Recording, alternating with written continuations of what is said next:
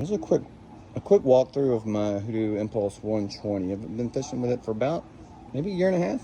So this is currently how I got it set up. So the Yakattack rod holder goes here, and then paddle holder. I rarely ever use that rod holder, but it is on there. A couple of the Yakattack small boxes. The Yakattack 4, the horizontal rod storage. So it comes with 3 of these little clips. I added a 4th set. 4 is really tight, but 4 definitely fits. So in the front hatch, we have rain suit in case I ever get caught in a storm.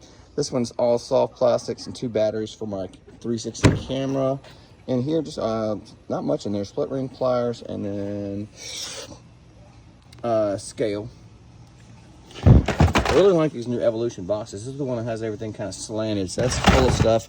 I got the 360 seat plus a 3-inch lift, so it sits up pretty high. It's never been tippy. Everybody says it's gonna tip. I haven't. So we'll see. Fish finder, Lowrance, man, something 9-inch. I don't use it very much. I'll probably take it off, honestly. I don't use the forward facing sonar very much. I don't use the side scan very much, so I'll probably end up taking that off of there.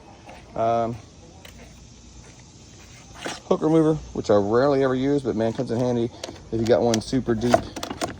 Some pliers, some little scissors stay on here, cup holder. I don't know what company makes that. Little fish gripper, battery for the fish finder, 2 more of those Evolution boxes, 13700, 13600.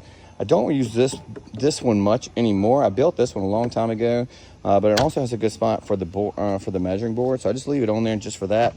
I hated having mine vertical because I would go in a lot of shallow areas under tree limbs and stuff, and my rods would be sticking up and get hung up in trees, so I got rid of that. And then the wilder side landing gear, that's definitely been the most well spent money on modifications for the kayak. The landing gear, they're super awesome. They stay on all the time. Just pick it up, roll it to where you want to go, launch with the wheels down, put the wheels up once you're in the water, drop the wheels when you're still in the water. It makes loading and unloading super easy.